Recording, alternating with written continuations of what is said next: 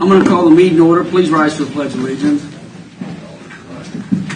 I pledge allegiance to the flag of the United States of America and to the republic for which it stands, one nation, under God, indivisible, with liberty and justice for all. I now ask for a moment of silence, please.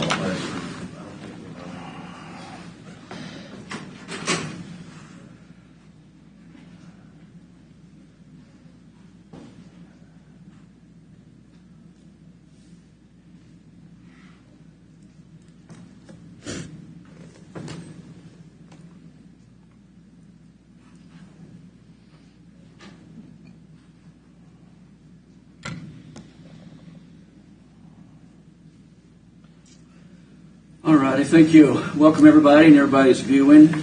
Next on the agenda is a roll call. We'll start with Commissioner Cos. Here. Here. Here. Here. Here. All commissioners are present. Yeah, if you get your phones or anything, y'all can turn those on mute, or that goes for county commissioners too. So. I can hardly hear you tonight. That's hard to hear it. I'm sorry? I can hardly hear you. Okay, if you got a phone, if you put it on mute. If you got a cell phone, No, I ain't got no cell phone on. we're good to go then. All right, public comment. This portion that we allow folks to come forward and speak for 3 minutes. When I call your name, you come to the podium and introduce yourself. I appreciate it. First one on the list is John Fernandez. Good morning, sir.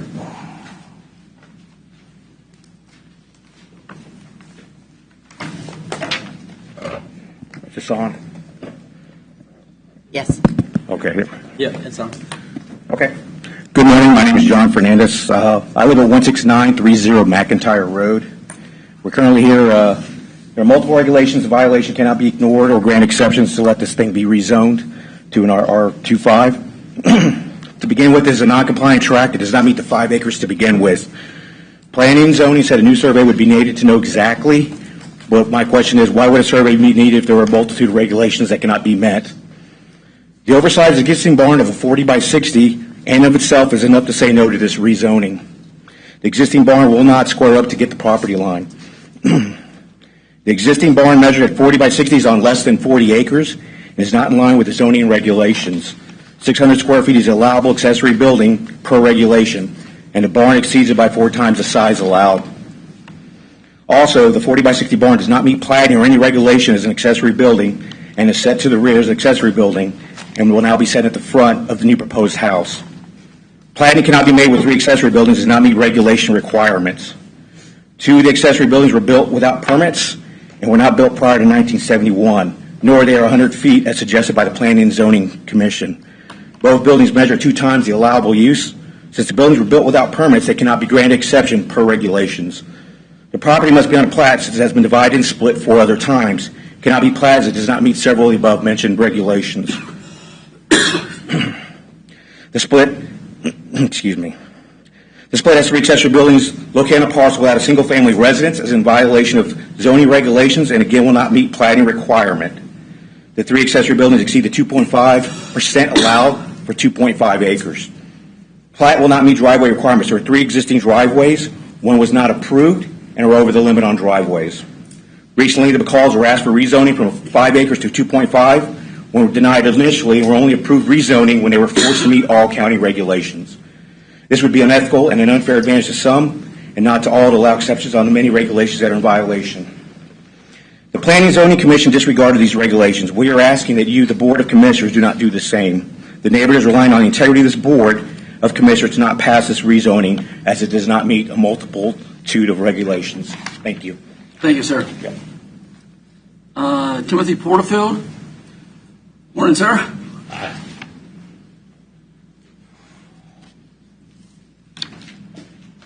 I'm here to also speak against the rezone change from 5 RR to 2.5 RR. Both me and my wife didn't sign up, so she's out in the hall.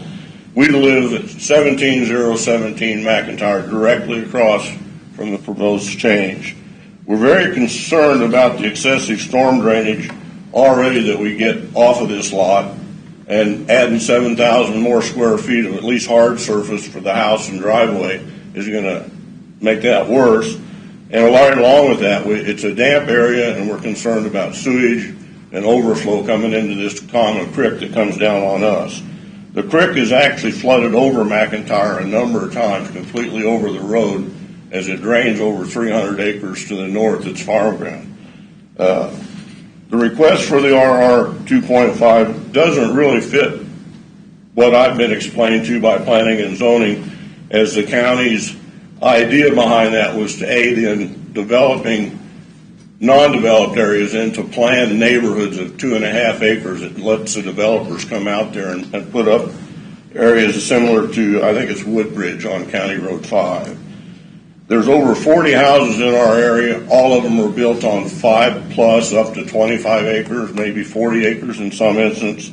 It's just not going to fit. We don't want to open Pandora's box, because there will be, if one comes, here comes some more. It's just going to be one after another.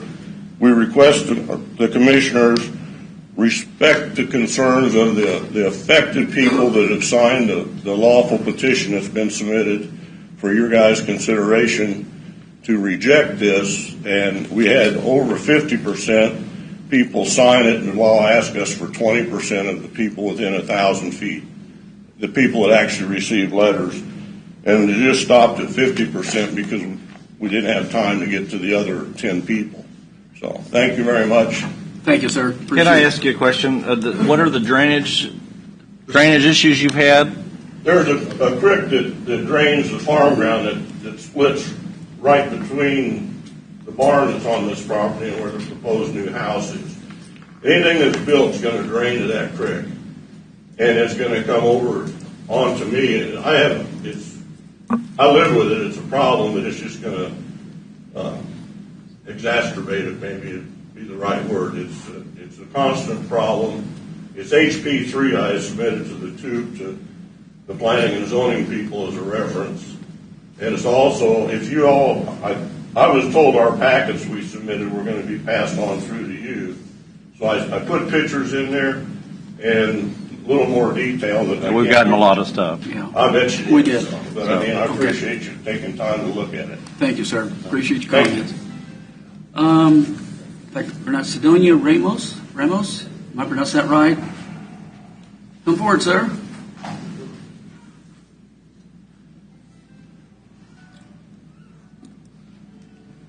My name's Sidonia Ramos. Morning. I live in the corner of McIntyre and 170th at 24369 170th Street.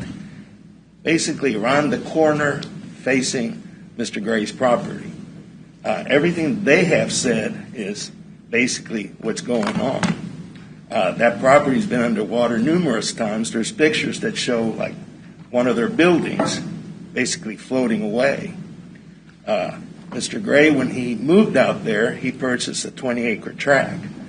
When the county went from 20 to 5 acres, he had it split up, 4 5-acre lots. He kept 2, he sold 2.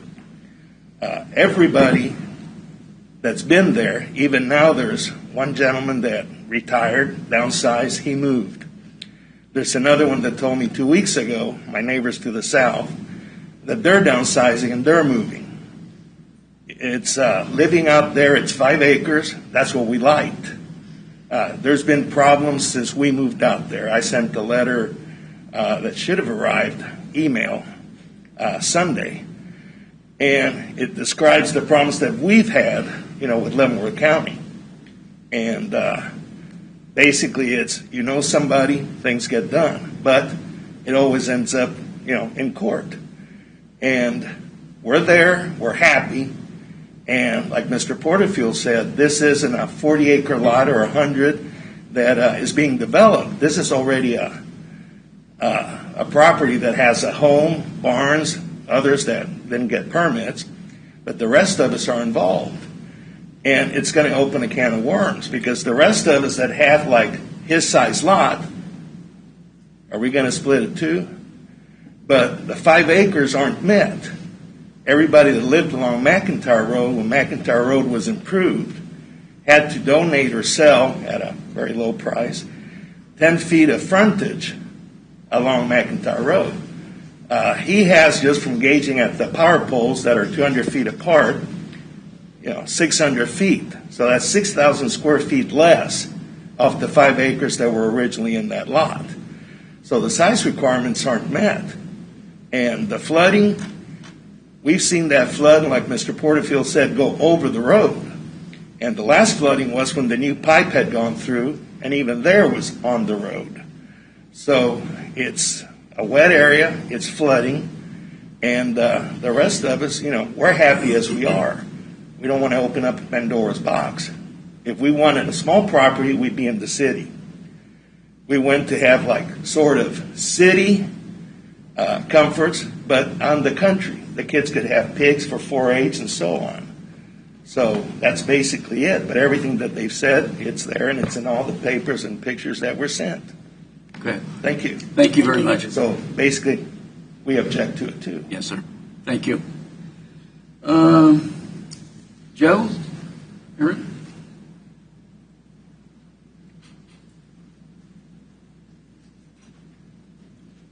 Morning, Commissioners. Joe Herring, Herring Surveying, 315 North 5th Street. Thank you for taking the time to hear this case. I have 2 of them in place today, both rezonings to 2.5 acres.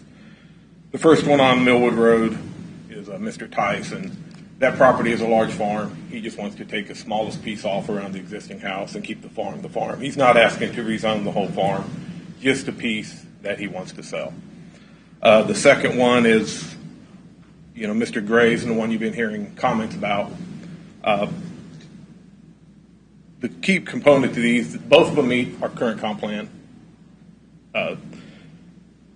The ground directly east of Mr. Gray is zoned for comp plan at R3U, 3 units per acre, and his is comp plan at 2.5 acres. Mr. Gray's property is 5 acres. It's 5.03 acres. I've sent that survey to the county planning and zoning to prove that it is. The area that gets confused is right-of-way is not included on the taxing purposes, but it is included for purposes of platting 2.5 acres and above tracts. That's where some confusion comes in. This property is not platted. This property is a meets and bounds description of 5-acre tracts. The ground directly south of it, where the other gentlemen live, their ground is platted, and trying to rezone that would be very difficult with the wishes of this board. Most of the things you heard about was platting process will be handled during the platting process or not. It may not be allowed. The drainage will have a drainage study. The structures will be addressed. Any structures that were unpermitted prior to have been taken care of with planning and zoning by Mr. Gray. So he is in compliance with the county. There were some other issues that were stated about 2.5% coverage. That's only if you're below 2.5 acres. But again, those items are going to be addressed in the platting process. We're not sure the plat can get approved, but he can submit a plat until he gets it rezoned. They won't accept it. So it meets the comp plan. It was approved by staff, and it was voted by Planning Commission unanimously to approve it. Thank you. Okay, thank you, Joe. Alrighty, I think we've got everyone from the want to speak. On administrative business, I wanted to first make everybody aware that I hope we've had some drop phone calls, and I think we've got that corrected with our provider. Sorry for any inconvenience, because I know especially getting around this time when you start trying to get in here and the phones are being dropped, it's not a good deal. I believe that's been taken care of. Mark, do you have anything before I move on? Well, on that note, I think there are still some issues ongoing. Are they? As Okay. early as this morning, we've identified additional. They thought yesterday it was resolved. Yeah, that's what I heard. And it is our carrier. It's not our system internally. There's nothing we can fix here. It's on the outside. And my understanding is there are other places around Leavenworth and Lansing that are having similar issues. The city of Lansing, I think, is having some issues as well. But so it's not our carrier. It's not us. It's our carrier. They're working to resolve it, and that's about all we can do. It does not impact 911.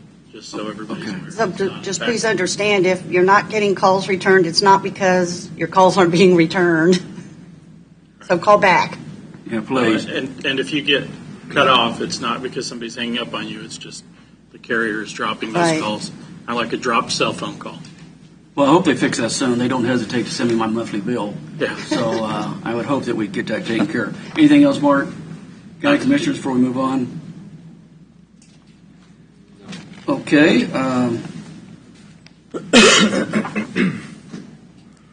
Any approval, consent agendas or anything on there that needs to be pulled before we get going? Mr. Chairman, I move that we accept the I consent. need to have. You need to pull something? Yes, I Okay. need to have the check registry, please. Then I move that we accept the consent agenda minus the check registry. Second. Motion second. Commissioner Cos? Aye. Aye. Aye. Aye. All righty.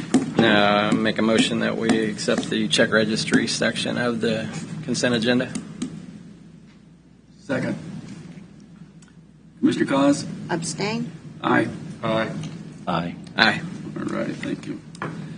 Now, if there's anybody here that, because of the COVID-19 rule, something like that, we're having really trouble getting seating in here. So if anyone who wants to give up their seat, and then, because we need to be able to hear people want to talk about the public hearing, and then come back in after it, that's fine, because we got a few people waiting out front. If not, if you have something to say on the public hearing, you're more than welcome to say. I just want to make sure everybody can get in and have a conversation on that.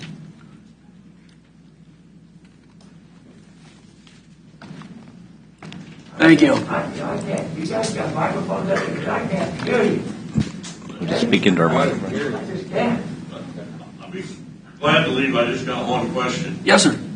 When will you vote on that petition that was submitted about denying that the zoning? It's coming right after Today's they. agenda. Later on. Oh, okay. It's right after the. We will have Public the hearing. public hearing, and when that concludes, if you wait outside, when that concludes, then those individuals will probably leave as well, and then you can come back in. Does that kind of make sense? I have no idea how long that'll run, so I mean, if I leave, is there a way I can find out the results of the We'll vote? make you. Oh, okay. Pardon me? Yeah. Are you going to stay around for a while, Tim? Well, I can stay for a while, but I mean, it's. We'll make sure you know. We're not talking this afternoon. No. No. Oh, okay. No, that's not my plan. Oh, okay. No, That's not my plan. Someone else come in. Okay. Thank you. Thank you, sir. Mark, And- you got anybody come in? Can we still have listening devices? I think there's another, okay. I guess I need one. I asked Becky to grab one. Bring one in. You guys have your microphones. Can you hear me now?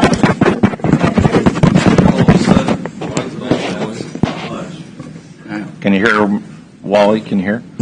Coming through. Yeah. All I hear is a low mumble. Hello. He doesn't have a hearing. You guys just speak up for me, will they? Oh, I think we need to probably adjust these and get you a thing because some of us out here are almost hollering. But the way this room is set up, sometimes it's hard to do. But we'll get you set up right now, and hopefully that'll help you.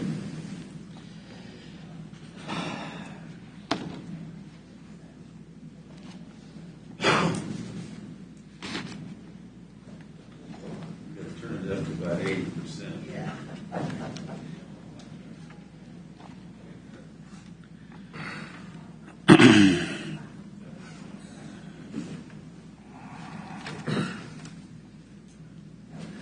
Is it any better? Can you hear that any better? I can hear you. Good. That better? All right. Good.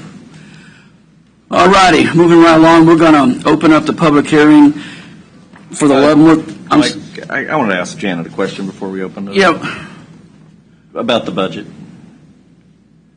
Well, I assume we can do that during the budget, can't we? Well, we can, but I just had a general question. What was the percent of the wage increase that's being proposed? 4%. It was 2% yearly raise, which was actually decided to do back in 2017, and then each year we give the CPI, which this year was 2%. So the total increase for employees was a 4%. Okay, thank you. Still having trouble finding people. Okay, I'll begin the Leavenworth County 2022 budget. Is there anyone here wishing to speak in favor of 2022 budget? Yes, I ma'am. think the first thing that we need to do is, the first part of the budget process this year will be to pass a resolution exceeding the revenue neutral rate. Yeah. And so that would be the first part of the public hearing, is anyone who wants to discuss exceeding the revenue neutral rate. Okay. Is there anyone? There needs to be a Mr. Chairman. Yes. Go ahead, Dave. This is a new law that the state of Kansas has adopted. If we could kind of walk through it, just to be careful on it, I would suggest you open a public hearing on proposed resolution 2021-31 with respect to the revenue neutral issue, and conduct a separate public hearing on that topic, and then move into the separate public hearing for the adoption of the budget. Okay. That is correct. I have a question for David, or Mr. Van Paris. If I was going to propose reducing the wage increase from 4% to 3% and diverting part of that into another quarter mil reduction, would that be in order? Where in the process would that be in order? During the adoption of the budget. Okay. Commissioner, I think what you're suggesting might be to circumvent or obviate the need for the resolution 2021-31. That would require some pretty substantial recalculations of the budget. I don't know if you wish to adjourn and have that done, but I think it would take substantial time. David is correct. The first public hearing on Resolution 2021-31 is only to exceed the revenue neutral rate. Leavenworth County's revenue neutral rate was 34.210, with the actual levy coming in at 36.684 on the budget that was submitted to you. To drop a quarter of a mil, you would still exceed the revenue neutral rate. So we, in turn, still must have the resolution. I got you. Okay. The public hearing on Resolution 2021-31. So we can go forward with that now. We can talk about the other. Is that correct? Yeah, and then after that, we will discuss any changes during the public hearing on the actual budget. Okay. So we're at the part right now where we need to speak about the tax rate exceeding the revenue neutral rate for the tax year 2022. Is there anyone that would like to speak on that? Yes, sir. You first. You come up and introduce yourself. Welcome. Thank you. Good morning, Commissioners. Good morning, everyone. My name is Eric McMillan. I live in Easton Township in Commissioner Culbertson's district. And I have two questions for the Commission. Reference exceeding the revenue neutral amount and increasing, at least the information I get from the Kansas Policy Institute, the current average tax burden for property taxpayers by about 7%. The first question, and given this previous discussion, I may have to tie it in a little bit, but the first question is, I think, for the statute's intent and for its effect, that people like me can look at the budget and say, yeah, this is a good reason to exceed revenue neutral or not. The first question I have for you is, why is the budget not published in an easily accessible format that is detailed and specific enough to allow the average taxpayer, me, I would presume my fellow citizens here, to see what their tax dollars are being spent for? The county clerk was good enough to allow me to use these to look at. And I'll just turn to a page here, page 8B. This is how most of the detailed entries on the road detail page and the other detail page are categorized. Salaries, contractual, commodities, capital outlay, and then there's some other categories. someone like me looking at this that doesn't have any background before that really doesn't have enough to make a decision on whether we are making a good decision by exceeding the revenue neutral amount. Why can't these categories, or at least supporting documents to this that are accessible to the public, list things like hire 2 new road maintenance employees at a burden cost of $135,000 each. I'm just making that up as an example. Or purchase metal detectors for the entrance of the county building that we all passed through this morning, I presume, at $160,000. Things that the average citizen, the average taxpayer, the average person that's going to be paying 7% more this year because we're exceeding revenue neutral, as I understand it from the proposed budget, would know actually where their tax dollars are going and could petition you, their commissioners, their elected representatives, as to whether they think that's a good use of that money or not. So that's my first question. Why can't the public budget be published in something that's accessible and understandable to the average taxpayer? The second question is the big question. Why can't we stay revenue neutral for 2022? Again, according to the Kansas Policy Institute, over 100 Kansas taxing entities are staying revenue neutral for 2022. Some of them are actually going, I guess you would call it revenue negative, by dropping the overall tax rate. Leavenworth County is not one of them. We're going up by 7% according to their figures. And, I would suggest that many in the county, many taxpayers have not seen their income rise in the last, let's say, 18 months, but rather fall. Why are we here in Leavenworth having to pay more? What justifies that 7% increase? Are there ways that you as a commission can look at this budget and trim it so that we stay revenue neutral in this somewhat stressful time for many families and taxpayers? Now, I understand, I think most taxpayers understand that this tax is based on kind of 2 variables. One variable is the mill levy rate, which I understand is going down, thank you. But the other variable is the appraised value of a taxpayer's property, which has gone up. Can I just get a point of clarification? Yes, go ahead. Are we not going to stick to our limit on public speaking as we do on other public hearings? Yeah. If you could, sir, we try to get it so we can get by else. You could, not to be rude, but if you could wrap up and get, I understand your questions coming now. As far as the time goes, I'd appreciate that. Okay. Well, I didn't understand there was a time limit, but thank you for I wasn't sure on this either, so I appreciate you. Appreciate you taking it. Question for legal staff. Does the statute allow for time limits on the public hearing on the budget?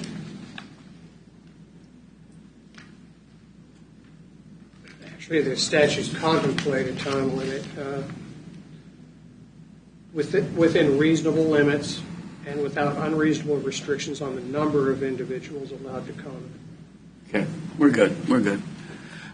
Some of you folks understand these are some new laws that came in place, so we're struggling to get through them, make sure we get them right. Didn't mean to cut you off, sir. No, I understand. We're trying to get through these because of new legislation that's been passed. So go right ahead, sir. I think I can wrap up in about a minute. Okay. One thing I think everybody understands, but I think it is beneficial to restate: property tax is based on appraised value. Appraise a value that really doesn't come to the individual at the point of payment. In other words, if my property is appraised at 7% more, I don't get that 7%. It's not like income until I sell the property and that gain is realized. So for many people that don't intend to sell their property, this is an increase that's not paralleled by an increase in income like it would be in income tax. Even the federal government doesn't tax capital gains until those profits or gains are realized. So I think we need to bear that in mind when we have these revenue neutral discussions. One last point, I wanted to thank Commissioner Culbertson. He took a lot of time with me yesterday to kind of walk me through a lot of things I didn't understand. I have a few more questions I'll pass directly through my commissioner. Excellent. But I appreciate your time. Thank you. Thank you for your comments, sir. Thanks, Eric. Anyone else? Yes, sir.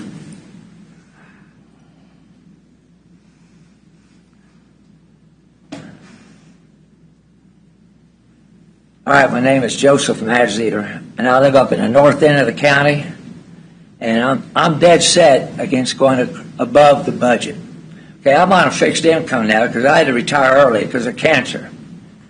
Now, you people don't seem to really think about us people that are on fixed incomes, and our income doesn't go up like a working person's, and it's hard to keep up when you have a $8,000 and $10,000 increase year after year of appraised value on your house.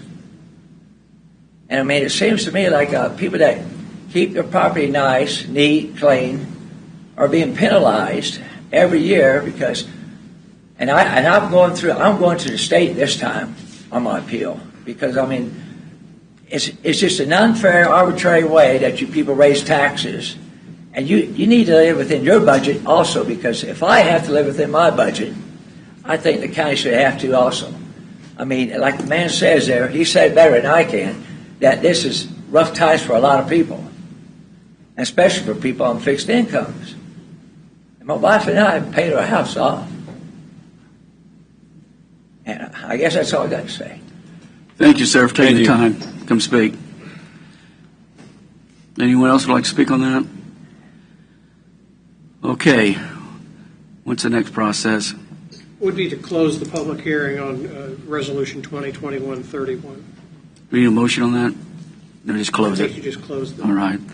It is closed. And then do we go to the public hearing? No, you need to vote on Resolution 2021-31. This is backwards from what I'm saying. So next year, folks, we'll have this right. Okay, I need to consider a motion to approve Resolution 2021-32, resolution to levy a property tax rate exceeding the revenue neutral rate for the Leavenworth County Special Other Funds for year 2022. I think 2021-31 is on. I'm sorry, 2021-31. That's the second one below it. Appreciate that, Mark. So that's a consider a motion to approve resolutions 2031, a resolution to levy a property tax exceeding the revenue neutral rate for the tax year of 2022. So moved. I'll second it. Motion second, discussion. On the exceeding the revenue neutral, I don't see how we can stay revenue neutral with the price, the inflation that that's going on right now with the price of fuel. Our Public Works Department runs a lot of fuel. Our Sheriff's Department runs a lot of fuel. The cost of heating this building is going to go up. I'm definitely for lowering the mill levy, and I would encourage everyone to contact your state representative and your state senators to get us our local ad valorem tax money back. This is sales tax that is collected in this county, and the state keeps, and it is supposed to be sent back to the county to lower property taxes. They have kept that since 2001. Since 2001. And that money, this board, if that money was returned to this county, this board, I can assure you, would use it to lower your property tax. But as far as remaining revenue neutral, we couldn't give employee raises. We would have to lay off employees is what we would have to do to remain revenue neutral. I don't see, and I've been through this budget book back, there's only a few departments I see that you could maybe squeeze a little out, but it's not enough to remain revenue neutral. There's just no way we can do it. And without laying off employees and cutting services. And I mean, what services would we be willing to cut? Would it be Council on Aging? Would it be the sheriff? I just don't see how we can do it. And I'm open to suggestions to anybody. I know you've all looked at this book. There's no way we can remain revenue neutral. Any other comments? I'd just like to reiterate what Commissioner Smith said. Leavenworth County is the 6th largest county in the state of Kansas. We have the 9th lowest county mill levy in the state of Kansas. That's not something to be proud of. That's some commissions that have kicked a can down the street for past years, and we're losing this battle. We've got to maintain employees. We've got to pay the bills, and The thing that exacerbates this is that we're a county that's 35% tax exempt. So being the 6th largest county in the state of Kansas and the 9th lowest mill levy in the state of Kansas, we should have the highest mill levy in the state of Kansas simply because we're 35% tax exempt. That means 65% of us are paying all the bills. There is no way Leavenworth County can remain revenue neutral. It was mentioned there was 100 other municipalities that were able to remain revenue neutral or less. That's what I said in the beginning about Senate Bill 13. I said maybe it'll turn up some problems in other counties or cities, but it isn't going to change anything for Leavenworth County. We are as tight as we can get. We are tighter than we should be. Well, you brought up a good point about that, because when I talked about the road budget, we've got a local service road budget and a road and bridge budget.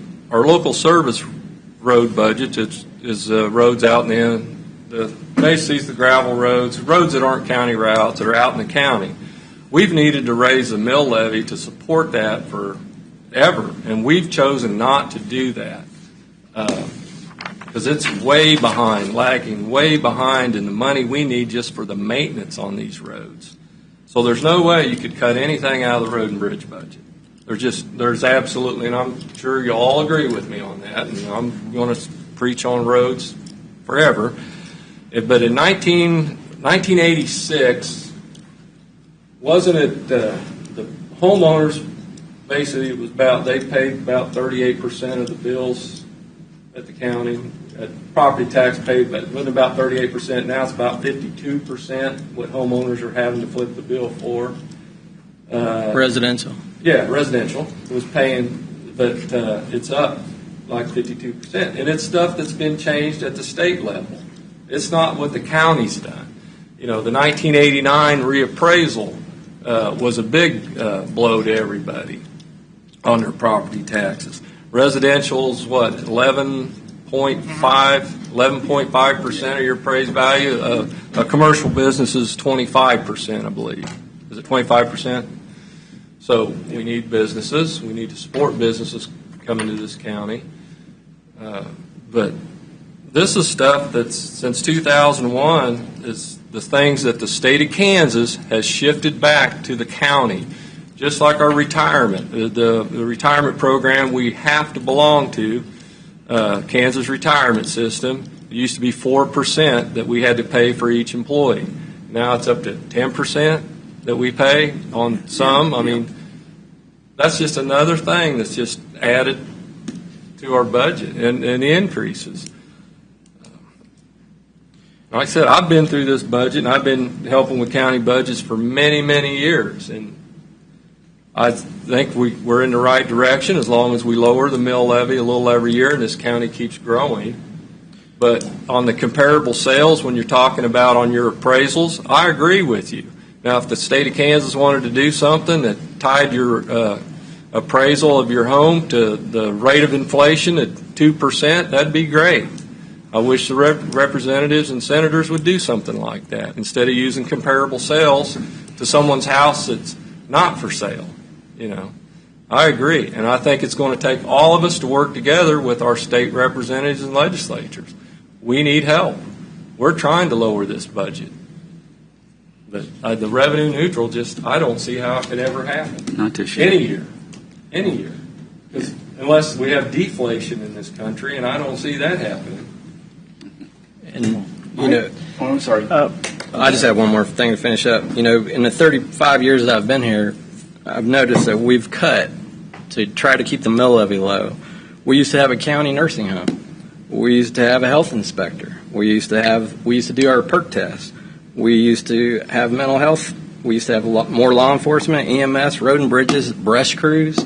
We've cut all these things over the years to try to trim the budget up. There's nothing left to cut. What do you want us to cut? Sheriffs? Ambulances?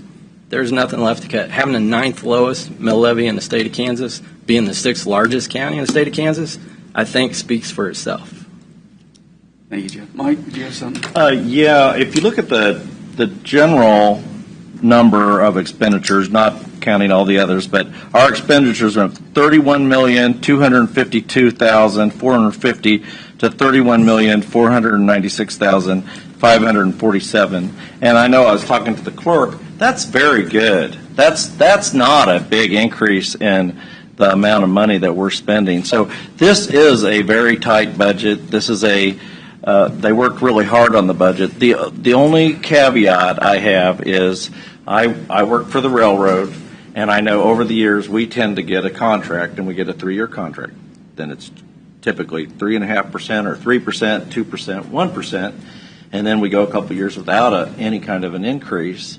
And I think we could, considering the fact that we spent the $19 million funneled through the County CARES Act, and we're in the process of spending $16 million additional dollars from the American Rescue Plan Act.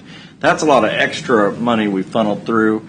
And reducing the mill levy, we're only giving the taxpayers around $280,000. It's really a very small amount. So I think if we reduce that pay increase from 4 to 3 and give the taxpayers another $250,000, I think that's reasonable. So that'd be the only thing. I think certainly I don't think we could stick with the revenue neutral, but we could go give the taxpayers, considering all the money that's come through here, another $250,000. Okay, well, you want to take this one or you want me to? You start. All right. For years, the county commissioners have bounced the budget on the employees' backs where they'd got no raises or, yeah, you'll get your cost of living. There were more years we had no raises than in any July, raise and at all. health insurance went up. So you're comparing railroad salaries to county commissioner salaries? Or county employee salaries? That's not what I'm doing. Yes, you are. Well, what I was going to say. I'm comparing percentages. But what I was going to say, Mike, is it's relative. I understand what you're saying about this year's increase in pay, but there were more years that the county employees got 0% And health insurance increase, went up. and health insurance and everything else went up. So we're not talking about the percentage of increase this year. We're talking about making amends. If you make it relative and you compare Leavenworth County salaries to other county salaries, biggest complaint I get is about truck drivers at the county shop. When they find out that union prevailing wages for a truck driver is $45 an hour and Leavenworth County pays $15 an hour to get a truck driver, and you want to cut that increase, I don't understand that. I'm just reducing it. Make it relative. Think, other county truck drivers make more than we do. We're giving a nice increase with 3%. That's a nice increase for any job anywhere. 3% is a nice increase. Since I've been on the commission the last 3 years, we haven't cut wages here. Which makes that pay. Look at an individual job though, and if you raise that 3 or 4%, compare that job to other counties' pay for the same job. I don't think you've done that. Well, you can't do it with the private sector. I mean, if you take it out the private sector, the private sector's making more money. I'm not even talking about private sector. I'm talking about government jobs to government jobs. Douglas, or Johnson County. We're not even in the median on salaries for employees. We're not even in the middle. Right. We're at the I'm lower just end. thinking that the taxpayers deserve to have us, when we funneled through $19 million CARES Act, $16 million, and we've spent this money, that we can find an additional $250,000. And I would encourage everyone to look up KSA 792959 law. That says the law says they're supposed to transfer that money back to the county for property tax reduction. State is. The state of Kansas is. Okay, But- I think Mike, you made your point. But I Go just ahead, got Doug. one more. Go ahead, Doug. This is Mr. Lawfrey. What was the numbers of turnover for employees just in the road department? People leaving for other jobs just in the last quarter? I think in the last quarter, it was somewhere around 32 positions. In the last But quarter, in the last, people leaving But for other after jobs. that, the quarter before that, it was 60-some, 63, 65, I 64. think, yeah. We've become a training ground for other counties. They start here and then they leave for better pay. And I don't think you're going to prevent that with it's just the private sector is going to always attract people. No, he's telling them they'll leave for other counties. Well, Johnson County always That's has true, more, too. more But I think resources than we do. I think we need to at least get our salaries comparable to other government agencies. And I've been supporting the last 3 years some very good salary increases. Yeah. If you go look at the last 3 years, what we've supported. Don't stop doing that. And 3% is a good wage increase. You're not looking at the when big you're- picture. not when either. you're 20% below okay. the median. What it I costs think- to train a new employee. That's where you're going to end up spending that money somewhere else. That's exactly right. You lose money Well, in the big picture by losing we people. have, since I've been on the commission, we've increased salaries significantly. Okay, guys, we've talked on this. I think we beat this enough. We got a motion, a second. I'm going to call the roll on it. Everybody's okay. Commissioner Cos? Aye. Aye. Aye. No. Aye. Okay, passes 4-1. Thank you. We just passed. You voted no against revenue neutral. Because I can see that the rest of my fellow commissioners are not going to agree with me on this lowering the mill levy an additional amount. Okay. I would have, if you would have been willing to lower an additional amount, I would have supported that. Okay. We need to go, correct me if I'm wrong, we need to go to Resolution 2021-32. Go ahead. 1 second, I'm sorry, I didn't mean to interrupt you. No, that's all But right. This is new. Let's go ahead now and open up the public hearing just for the budget Okay, portion. okay. We'll have this down next year. Okay. All right. So go ahead. So we would need a motion to pass the budget for the county funds for the budget year of December 31st, 2022.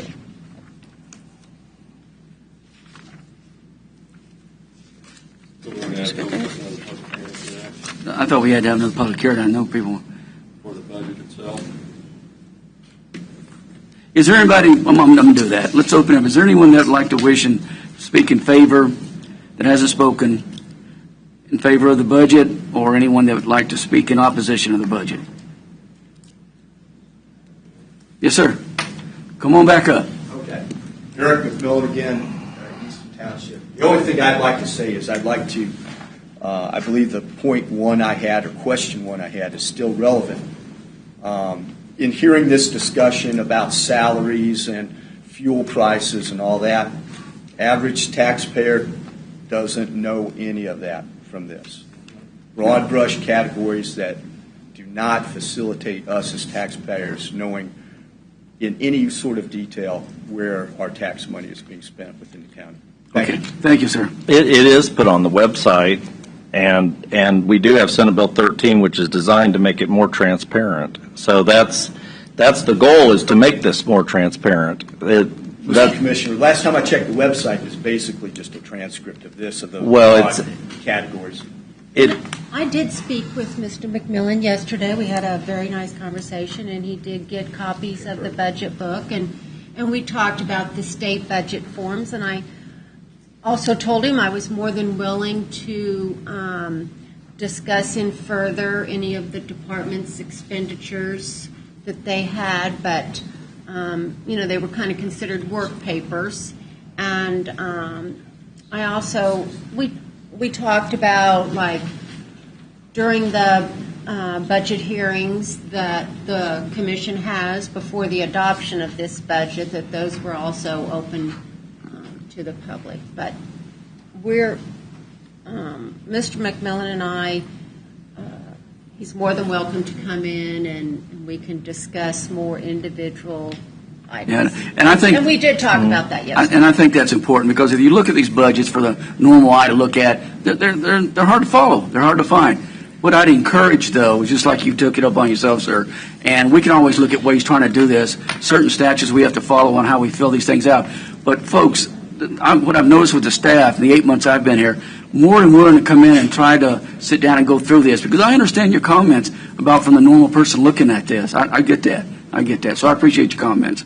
We get into another aspect, though, the normal person coming in and having to make a significant specialized effort to do this. A lot of the taxpayers are at work right now. I know.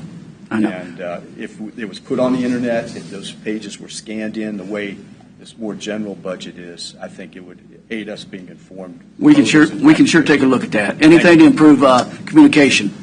Thank you. Mr. McMillan, would you do me one favor and look up the KSA 792959 state 792959. I will. What's the? That's the state statute that said the state of Kansas is supposed to kick back the local ad valorem tax money Demand transfer. demand transfers, then it is, the law says it's to be sent back to us to lower property taxes. That's what the law is designed for. Right, It's demand. And we've lost how many millions over the years? maybe I misstated my comment. All this comment was about. Yes, Yeah, we understand. I know. A more detailed, useful budget. But you And- made the comment about the average person, and that average person doesn't realize how much money the state has withheld from this county that by statute is supposed to be refunded to us to lower property tax. It was originally designed to lower people's property taxes. And that's They're withholding. cities and counties all over the state. Remember when I was talking to you about the demand transfers? That's what Yeah, I'm talking but about. my comment was, Right, We got you. make this where we can make sense Right, out of right, it. sure. Just broad brush. Well, I understand that, sir. Thank you for your comment. Just one- And one I agree comment. with you, Mr. McMillan, and I think that that's something that we can all work on. I Yeah. agree. Yeah. So just one comment. We want transparency, and that's what we're trying to do here. And of course, we don't always agree on every little thing, but we want transparency and openness. And some of these documents are prescribed by the state. Janet has to do it exactly how it's prescribed by the state. But I want you to know this too: is the state, when they do their budget, they don't have to vote out from underneath revenue neutral. They just increase. If you look at the state budget, it just balloons and balloons and balloons, and they want to put all the pressure on the local government, and that's completely unreasonable. I understand. May I respond, or? Sure. What my comment was, and I should probably clarify, I am not making any statement that I don't think that the Kansas laws or county ordinances are not being met by, I got the right one, this document. I'm sure they're just to the letter on what the Kansas statutes I think that'll come require. next. Keep in What mind. I'm saying is, though, that's a floor. We can go, or you could go, I think, as a ceiling to help people like me better understand in usable detail where this money is being spent, as opposed to just those 4 or 5 broad categories under each line item. Okay, thank And I you. want to clarify, Mr. McMillan, you look like somebody that will do your research, and that's why I'm hoping when I give you all this, that you will research this and find out where all this money the state's holding that should come back to the county. Because if we could get that money, we could lower the mill levy. Oh, geez. 3 or 4 mills? 4 mills. Yeah. Yeah. No, And I that's appreciate huge. That is huge. And that's money that came from this county and is being held by the state to do so they can increase their budgets. And to speak on that for just one thing, we sent out a letter a while back. In fact, we even put it in the papers to our representative. And so far, Representative Timothy Johnson from the 38th District is the only one that I'm aware of that has responded back to have a meeting to help us take this forward when they get back in session. So we're making the effort here to try to get our representatives to take the lead on this and at least get it back in front of the entire body. Any help you could give would be appreciated. And, No, and we I need, appreciate your efforts. we need your help too. I'm asking you for your help, and everybody that's here that's concerned about this budget would help us work with these people. Yeah. Because it's going to take all of us to do it. And everyone up here has a concern about the property tax. Because Leavenworth County's property tax, they are growing. I mean, as soon as a house goes on the market, it's sold, and now they're comparing it to yours, it's not. So we need some help. Thank you. Thank you, sir. Thank you for taking your time to come here today. Anyone else in the public hearing? Yes, sir. Coming up. Okay, just one comment. You guys keep talking about lowering the mill levy. Well, you know, I've read about that in the newspaper I don't know how many times about lowering the mill levy. But really, it doesn't matter if you lower that mill levy. If you come out and have an appraised value anywhere from $10,000 to $15,000 the next year, it don't matter one bit. So, I mean, you keep acting like this mill levy thing is to solve all things. And it isn't, because it doesn't solve nothing. I see the mill levy goes down, and what happens? My appraised value goes up $10,000. So my property taxes still keep going up. So really, I think that's a misconception that you all keep putting out there about the mill levy going to change things for so great a property tax, because it doesn't. It really just doesn't. I guarantee you. Because I've seen my taxes go up every year on my house. No matter what the mill levy either goes up or goes down, but my appraised value always goes up. And that's your state legislators. Well, that is also that man back there in the county appraiser's office. He makes a decision also. No, he doesn't. Yes, he does. 'Cause I go back there and He doesn't, but he doesn't, he has to follow the laws that the state establishes, though. So I that's why we understand have to that. go to our state I legislators. understand that he has to do a job. But Right. he keeps appraising houses more each year. Okay? And so if you go in there and appeal it, you know, I mean, so really, it does start right here. Right, also. but it starts with the laws that are established by the state of Kansas. And that's understand why that. we have to work with our state legislators, and the laws have to change at the state level. I understand that, Okay. you know, and I don't mind paying my fair share, you know. Oh, I understand that. Absolutely, I understand. But I'm saying we have to work with the state legislators, and it has to start at the state. It has to start, but see, has to start here also. Yes. Okay, so, I mean, it's all you people that are elected politicians. It starts with you guys also. Yes. And and for some reason, I wonder why my elected politician ain't here. You know, Mr. Culberson. That's me. That's you? Mm-hmm. All right. He is here. He snuck in. I guess so. I didn't recognize you from your picture and stuff. All right. Okay. So, I mean, you know, I got a lot more gray hair since I started. I bet. I'm sure you're going to have more, too, when you leave. All right. But, I mean, Okay. the mill levy just, you keep putting in the paper, mill levy goes down. Now, what happens? I see my taxes go up $10,000. Okay. Well, can I make one comment on that? Is if you understand that if you have $1 worth of property tax, the county controls 25 cents or thereabouts. Right. The school district controls around 40 cents. Oh, yeah, don't worry. And then your I'm other there, local too. governments control the rest. So when we reduce our little section of the mill levy, you're right. You're only seeing a little tiny bit. You've got to have everybody on the boat. Right. Yes, I agree. Everybody has to live within their means. And Benji brought up school district. You're right.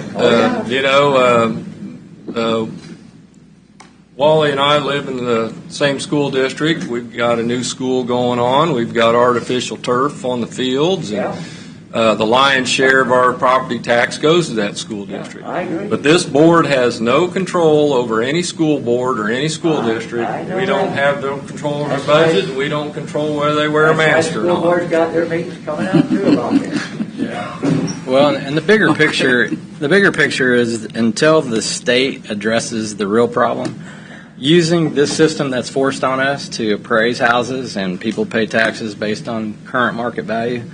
They went through reappraisal in about 1990 because people that had a house for 50 years, their value stayed the same. So they weren't paying their fair share.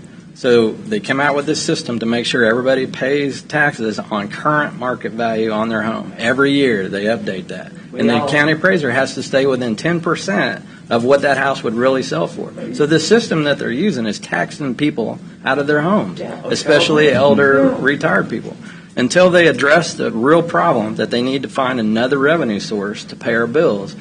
You know, Oklahoma and Texas have cheap taxes because they have oil. Colorado and Missouri have cheap taxes because they have tourism. We don't have lakes or mountains or oil.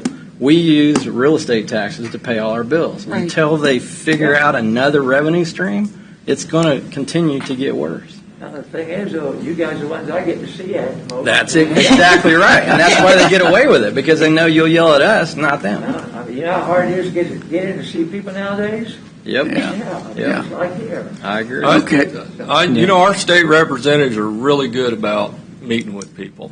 I mean, I think so. Our senators and our representatives, they've always been with us, and I've referred other people to them too, and they've always met with them. Like I said, it's going to take help from you folks here and us to work with the state to get this straightened out. Like I said, it was 1989. 1990 would have been the first year of the new taxes and new appraisals.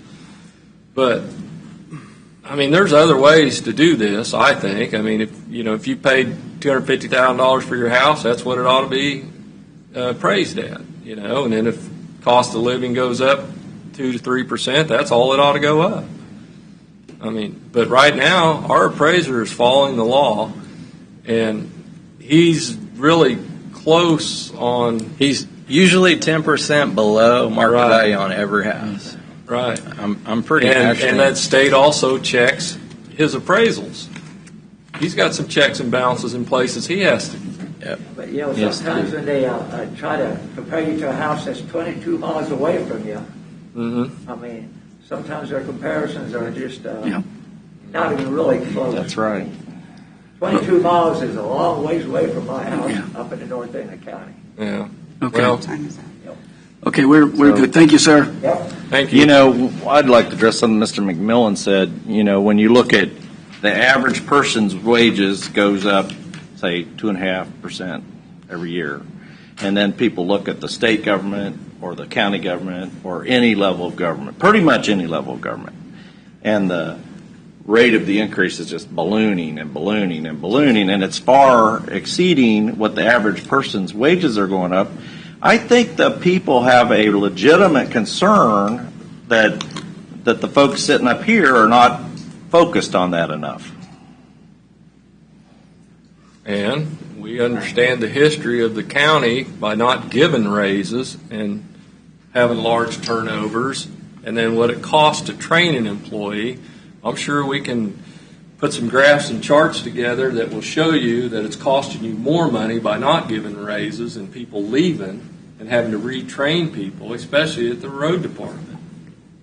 You know, you're putting people on machines that cost, you know, $300,000 to $500,000. Trucks that cost, you know, $150,000 to $200,000. HR put something out that said it was about $8,000 average to train somebody. That was a long time ago, though. Yeah, it was a while back. Yeah, and that that's was what it $8,000 was. then. That's back in the 80s. I think it was like $8,000. So as soon as somebody leaves, that's out the window. And law enforcement's about 25,000. So when you start putting all these, they add up pretty quick. Is there anything else on the public hearing anyone would like to speak on? Okay, what's my next step? Since this is need to close it. A motion, close the hearing, and then a motion to pass the budget for the county funds for 2022. How about the consider motion 2021-32? Commissioner, Yes, go ahead. 21, we need to break this into two parts, the general fund of the county and the special fund. So this will come after. We're dealing with the general fund Right. of the county at this time. Yes, Right. sir. Okay. Did we have anybody outside that needed to speak? No. Okay. All righty. Then we'll close the public hearing. Then I need a motion to approve the 2022 budget. I move we approve the 2022 Leavenworth County budget. Second.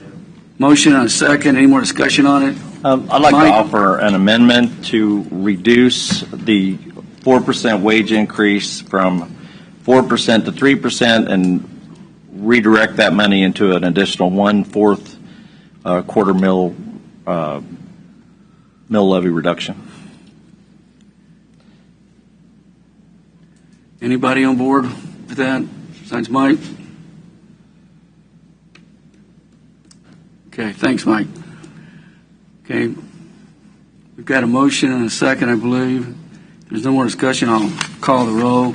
Mr. Cause? Aye. Aye. Aye. No. Aye. Okay, passes 4-1. Thank you. Now we need to consider a motion to approve Resolution 2021-32, a resolution to levy a property tax rate exceeding the revenue neutral rate for the Leavenworth County Special Other Funds for tax year 2022. Mr. Chairman, Yes, sir. you would need to open a public hearing on this resolution. Boy. Okay. 21-32. Public 21-32 public hearing is now open. Anyone wanting to comment on it? I think we've heard it from both sides. This is just for fun. If no one wishing to comment, I will close it, and then I'll consider a motion to approve this.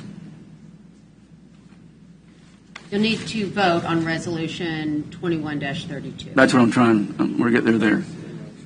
Need a motion to approve Resolution 21. Revenue neutral. Yeah. Okay. I move that we approve Resolution 2021-32, resolution to levy a property tax rate exceeding revenue neutral. Right. And a motion, and need a second. Second. And a second. Any more discussion on this? I'll call the roll. Mr. Cos? Aye. Aye. Aye. No. Aye. Passes 4-1. Thank you. Okay. A motion then, or open a public hearing to approve Leavenworth County Special Other Funds actual budget.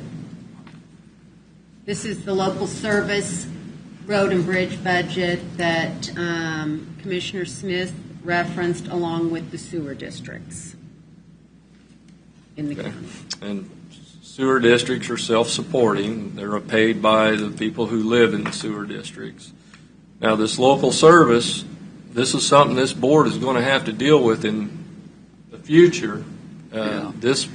We've chose not to raise this. You know, what it need, like 2 mills?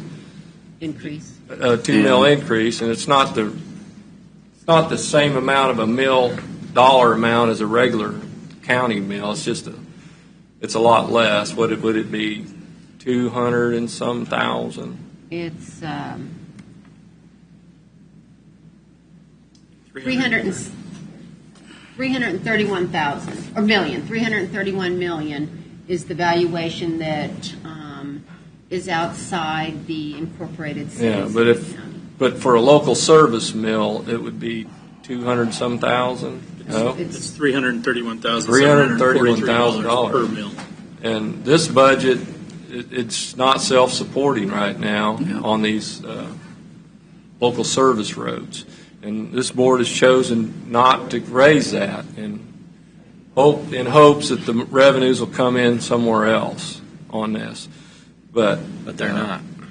They're not. And while we're discussing this, I know that these are just the sewer districts, all that, but would this be an appropriate time to go in on our outside agencies? I just had one issue on our outside agencies. Do we get an audit from these outside agencies that we give money from? Do we get to see their audits to make sure they have a clean audit? If one of your outside agencies appropriated funds or entities that you do give dollars to, if they have an audit performed, yes, we get a copy of that audit. Okay, but not all of them perform audits? I do not have copies of all of them. I'll give you in Guidance Center. We always get one from them. St. Vincent's, we receive one from them. Well, aren't all nonprofits required to at least have an I-90 on file with the IRS? Yes, but see, we would not be aware of. But can we ask for that as part of their application process when they're asking us for funds? I'm sure you can. I mean, I think that's maybe something that we need to consider. I just got Sure makes sense. We need to look for some levels of This is the accountability. taxpayers' money that, I think it's a we've good been idea. entrusted with, and I'd hate to give it to an organization that doesn't have a clean audit. That's just my concern. Well, we can certainly put that in their request for even funding this year. And for 2022. Right. So we got plenty of time. Is everybody okay with that? I think it's an excellent idea. Is everybody okay with that? And I also think that in the future, we need to also start looking at what we're going to do with the special funds. I mean, for roads, because I think I expressed that. I expressed that concern when we were having discussions in the work sessions, and We'll figure something out. we're kicking that down the road, and we continue to kick it down the road, and we're expressing concerns about the. Well, hopefully we'll have an influx of businesses coming and 25% right. taxes on it. And we should be having additional revenue coming in, so I think that we can. You have to take a hard look at it next year But for we sure. need to take a hard look. Yeah. And hopefully the legislature will see it in their heart to give us back the local ad valorem tax. Right. This is to prevent another GASB 34 situation. We don't want that. Yeah. Exactly. Okay. Doug, do you have anything else on that? No, my only concern, if we give taxpayer money away, I want to make sure it's going to somebody that has a clean audit and there's no concerns that an auditor would have of these organizations. Because not all of them, I think, have like formal audits.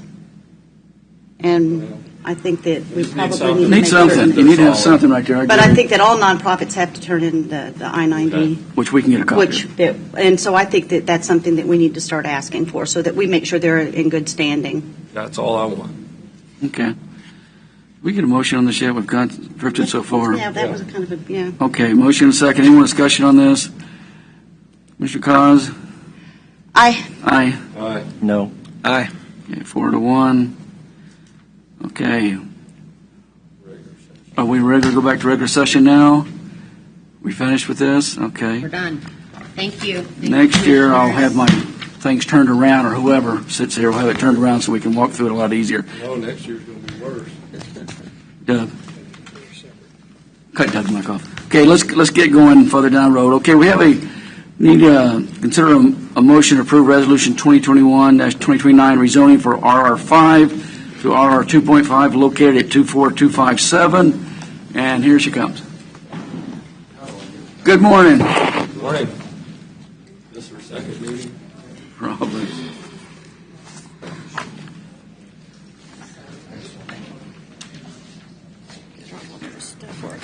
Give you time to get situated. Sorry, we've had a full house today. All right.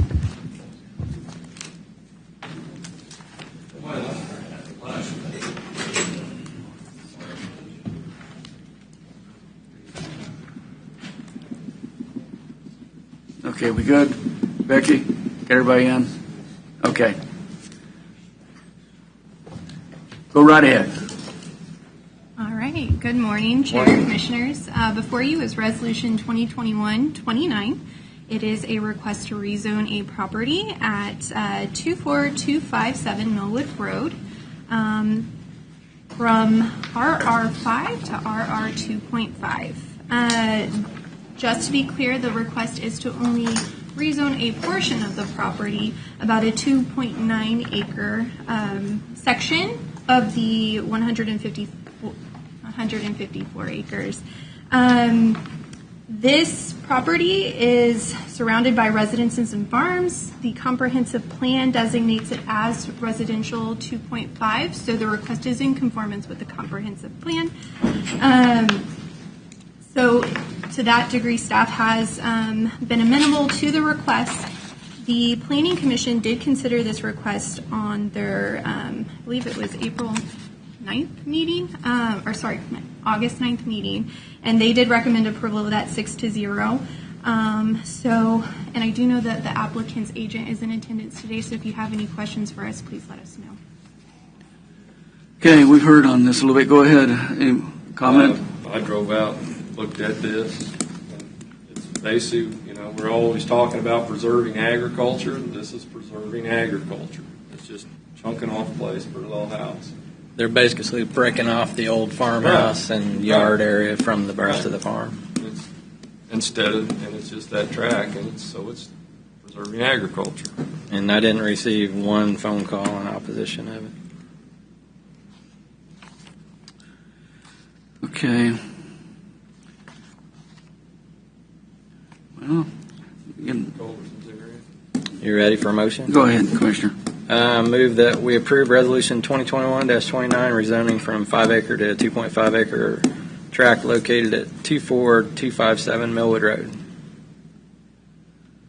Second. Motion is second. Any more discussion? Not, I'll call the roll. Commissioner Cos? Aye. Aye. Aye. Aye. Aye. Passes. Thank you. And earlier she said it does meet the comp plan. Yep. Okay, next one's consider a motion to approve Resolution 2021-30, rezoning from RR5 to RR 2.5, located at northeast corner of 171st Street and McIntyre Road. Discussion. Again, this is Resolution 2021-30, which is a request to rezone the property at, sorry about that, 24450 171st Street from RR5 to RR 2.5. This property is located in the northeast corner of 171st Street and McIntyre Road. It is currently zoned the rural residential 5. They're requesting the rezone to RR 2.5 to potentially establish 2 lots on the property. The future land use map identifies this area as part of the RR 2.5 designation, so it would be in conformance with the comprehensive plan. Now, during staff's review of the request, there were a few things that came up that we were slightly concerned about, but nothing that, from staff's perspective, would block them from this rezone. First, the existing barn on the southern portion of the property is located where the land division will be required to meet frontage, lot, and lot area requirements. The second thing would be due to the location of the barn, it is likely the division will create two oddly shaped parcels. And then third is, while it appears that the right-of-way there is exactly 5 acres of land, this cannot be confirmed without a survey. I do want to let the commissioners know that Mr. Herring provided us a survey from 1997 identifying that the land is approximately 5.03 acres, so it would meet that 5-acre requirement for a potential split. And then number 4, the split will result in 2 accessory structures being located on a parcel without a single-family residence. And that they are in violation of the Leavenworth County zoning subdivision regulations. From comments from the public, there was concerns that they were unpermitted. I wanted to correct that after the public hearing, Mr. Gray did come in and get the appropriate permits and notified us that one of those buildings will be removed from the property. But needless to say, all of these concerns or issues that were posed during the public hearing process are things that come up during the platting process. It's not something we consider during the rezone, but if they do want to proceed with splitting off a second parcel, they will need to address these items during that process. With that, as I mentioned, this request is in conformance with the comprehensive plan, so staff did recommend approval, and the Planning Commission, when they reviewed this case, also recommended approval of the request 6-0. But this one also had a valid protest. It does have so a it takes valid a 4 to protest petition. Thank you, Mr. Chair. So you guys will have to pass it with a supermajority if you so choose. Okay. So all these concerns that the folks had would be addressed in the platting process. Correct. It's nothing to do with the rezone, because they could rezone and just have one house there. Yes. Yeah, they could go through Kind of like this the whole, rezone we just approved earlier. Yeah, they could go through this whole rezone process and decide not to split off a second lot. Or be able to split off another lot because of the rules and regulations. The bottom line, this is coming back before us again for a final vote. And so If they choose to plat. Yeah, that's what I'm saying. But it will be coming back for us on final vote, not just one right here, what we're trying to get accomplished today. Absolutely, yes. Right. So I think that what we have to decide, are we following the comp plan or not? On this particular, on any of this reason. If the comp plan says this is what is acceptable, if somebody applies for it, it's just a reason. It's not approving a plat. I had a question. When we're doing these rezones, occasionally we come into these issues of drainage, and then we have neighbors saying that we're getting water flowing over our property, and if you add things to it, it's going to. But typically, you're not taking that into account, other than a floodplain issue. For the rezone, typically you don't look into drainage. That, again, comes at the platting process. And typically through the platting process, they will have to submit a drainage study, which will be studied by the city engineer and consultants to determine whether or not it would impact surrounding neighbors if it were developed. But before a rezone, the water's going to run where it runs, and if somebody does plat it, then that's when it gets fixed. Right. That it could actually help the drainage. Any comments? I just wanted to say one thing that might clear up as far as the acreage issue. You know, part of the protest petition said that it did not meet minimum acreage. I think what's not understood by a lot of people is you actually own fee title to the center of the right-of-way. The right-of-way is only an easement. So when you're talking about acreage, how much acreage you own to the center of the road. Unless it's KDOT right-of-way, it's just an easement. Even railroad property, the adjacent property owners own to the center of the right-of-way. So when you talk about acreage, there's 2 acreages out there. There's one that the county appraiser assesses, which removes right-of-way, and then there's the actual deeded acreage, which goes to the center of the road. I think that was a big misconception in this. Mike, go ahead. You have a issue here, or someone brought this to my attention about the accessory buildings without permits. Has that been resolved? Right, yes. As I mentioned previously, Mr. Gray was unaware that he had to get the permits for those types of buildings. He did come in after the meeting and get his one building permit retroactively. The second building he is intending to sell and move off the property. Okay, so one of them, he's just moving them off. So when I'm reading through this, most of the other issues here, like Commissioner Smith said, most likely would be addressed in the plating. Yes. And some of these concerns are valid, and staff has already met with the applicant's agent about our concerns moving forward with the plating. So there might be some things that Mr. Gray has to change about his proposal to meet the subdivision and zoning regulations. For example, he may have to decommission a driveway. Correct. All right. And it'll be on the water detention or something even, could be. But as it stands right now, the water's going to run where it runs, but if you go through the plating process, there has to be drainage calculations done. You can't put any more water on it. And can you kind of, for people's benefit, walk them through what the plating process is and how it comes back here? Sure, absolutely. I'll start with the rezoning. So the rezoning is just the zoning district, and that tells people how they can develop their property. That doesn't automatically give them the right to proceed with building a second house on this parcel. You have to go through a plating process, which is the physical process of dividing a piece of land into multiple parcels, in this case 2, before you can pull a building permit to build a second house, or modify that land in any way to develop it for multiple single-family houses. Both are processes that go through the Planning Commission and then come here to the Board of County Commissioners. So there is a level of review that happens not only at the staff level, but also at this level as well. So because that is a very in-depth process, a lot of these concerns are notified and or fixed during that process to ensure that they are not going to be built or developed in violation of county regulations. I'm sorry.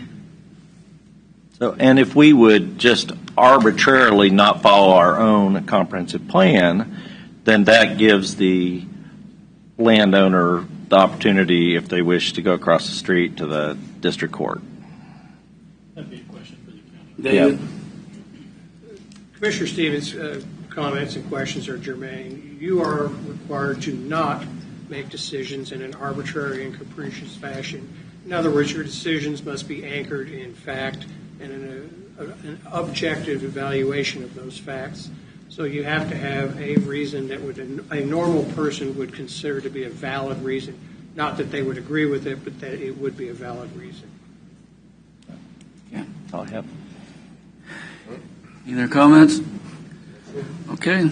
Well, I just, I kind of processed through this, and I think that it's unfortunate because I think that as we contemplated and as we went through the process of developing our comprehensive plan, we looked at it and we considered when we were looking at 2.5 acres versus 5 acres versus 10 acres or large plats and trying to look at our how we develop the county and made decisions in developing the county. We really wanted to try to develop kind of starting in and moving out. So let's have more densely populated things within the cities and then kind of move out to the 2.5 acres closest to the cities possible and then go out to the 5 acres, go out to 10 acres, and let's move out and develop in that fashion. I think it's very unfortunate that individuals who have purchased property on 5-acre lots and in those, in a subdivision. In subdivisions in places, thinking that that's where they were going to build their homes, buy their homes, develop and things, to have those properties and the use of the 2.5-acre developments, somebody to have suddenly across the street to have 2.5-acre lots there in their home, where I think that the intent was probably to have large parcels of property where a developer would say, okay, now we can purchase this land and put 2.5-acre lots on there versus 5-acre lots. And so I don't think that we can say that it would be arbitrary if we said, no, we're not going to, start having these little spotty 2.5 on 5 acre lot decisions done. I don't know. I think that's something to think about or to discuss. Well, then you just comp plan every year. So, yeah, I don't know. I'm struggling with decisions on these types of I understand rezones coming before us. Yeah. And I'd like to follow up on what Commissioner Cos said, and we've had this come up on some of these. Yes, it has. Because certainly if you live in an existing subdivision and then you're going to be splitting the lot and the people didn't realize it, I think two issues. One, I think there should be some kind of a hydrology study issue or drainage issue that we should require. And then the second issue, we should put it on the table. Should it be that we allow, or maybe we should restrict to a certain number of properties that are allowed to do these lot splits in these existing subdivisions? Right. And I guess that what we're looking at now is not an existing subdivision. This situation is not an existing subdivision. This is just... Right. But what you've said is very true. I think the golden factor you're referring to would be the character of the neighborhood. So we're looking at the character of the neighborhood right now with what we're talking about would be... Commissioners, Counselor? of the 7 golden factors, I think the 2 that are germane to this discussion are the character of the neighborhood and compliance with the comprehensive plan. Your comprehensive plan does put this land in an area that is amenable to a 2.5 acre zoning, so it would meet the comprehensive plan. The Planning Commission did consider the character of the neighborhood issue when it considered this matter and conducted its public hearing. So you have their findings to consider. You're not bound by them to consider. Commissioner Doug Smith made a comment that I think it should be kept in mind is your comprehensive plan it's a plan. It's not something to be worshipped at, and it's to be reviewed annually. Your Planning Commission understands that and intends to conduct annual reviews, or at least more frequent reviews than they used to, as this commission has also expressed that. So if you wished to re-examine the issue of the 2.5 acre zoning, particularly with respect to existing subdivisions, you have that opportunity. And it would be part of the annual review of the comprehensive plan. And I think that's already on your list from the one we dealt with earlier this year. Yep. Okay, any other comments? No, sir. Okay. Need a motion to approve or? Okay. I move that we approve Resolution 2021-30, a rezoning of RR5 to 2.5 located in northeast corner, 171st and McIntyre. Second. Motion and a second. Any more discussion? Made the motion because of the comp plan, Yeah. policy comp plan. We're not approving a plat here. That's what I was wanting to make clear to the folks out here. This is coming to see us again. Okay, I'm going to call the roll if we don't have any further discussion. Commissioner Cos? No. Sorry if you can't hear you. No. Aye. Aye. Aye. Aye. Okay, 4-1, it passes. It'll be back before us before we know it. If it's platted, yeah, if it's platted. Because they've been made aware of the concerns already. It may not be worth it to them to come back and do that. So that's up to them. Okay, thank you, and thank you everybody for your input on this. Now need to consider a motion, where's Jamie for this? Consider a motion to authorize the health department to purchase new IT equipment. Where's that, Mark? He's over here. They're on a delay because they're watching. Oh, okay.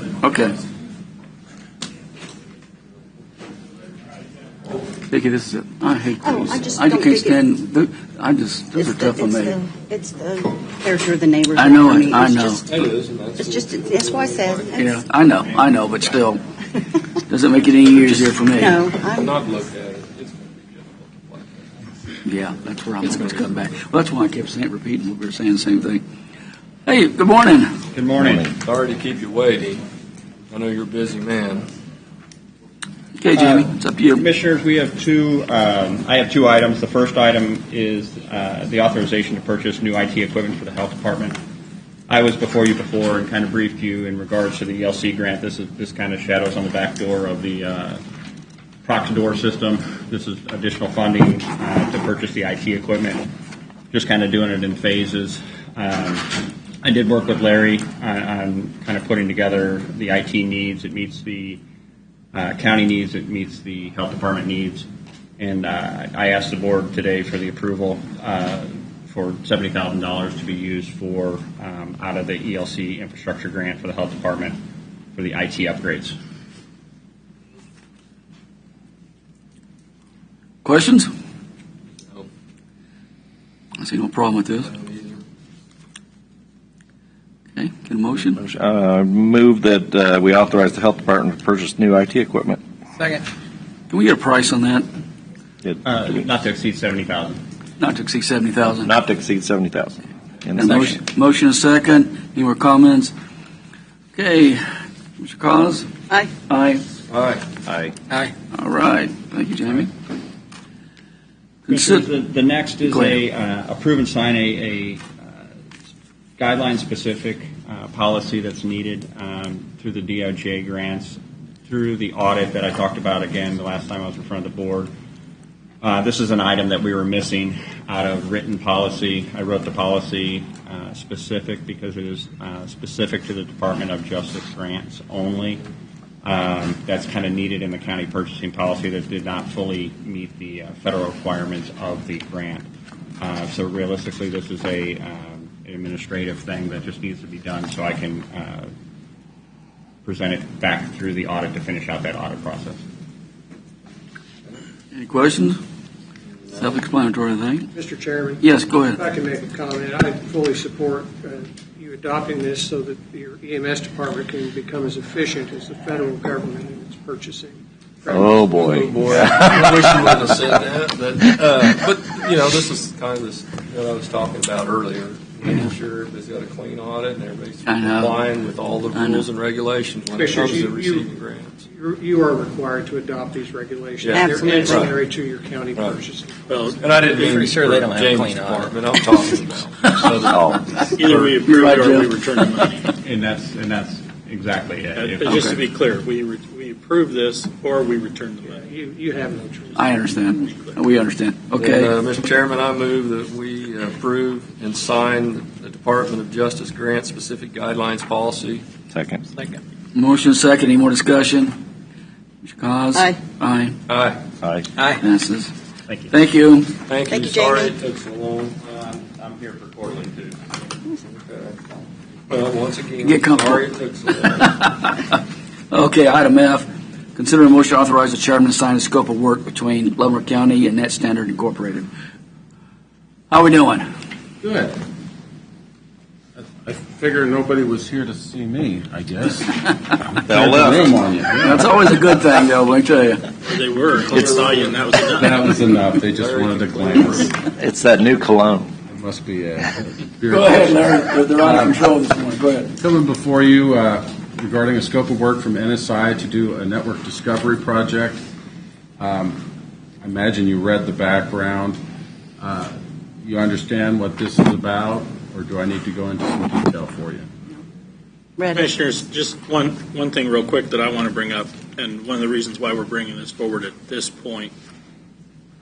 One of the requests we will be making when we start our work session on ARP funds is an IT system overhaul to increase our availability for remote work and accessibility and so on. We want to utilize ARP funds for that infrastructure improvement. But to get to that point, we need to have this study completed, which allows them to then get us budgetary numbers for that project. So I'm not asking you to approve the ARP funds today for that project, but I am saying that if there wouldn't be any consideration for that, there would really be no need to do this project probably at this time. Absolutely. Is that correct, Larry? This work was included in the overall proposal that's before the ARP part. Gotcha. Okay.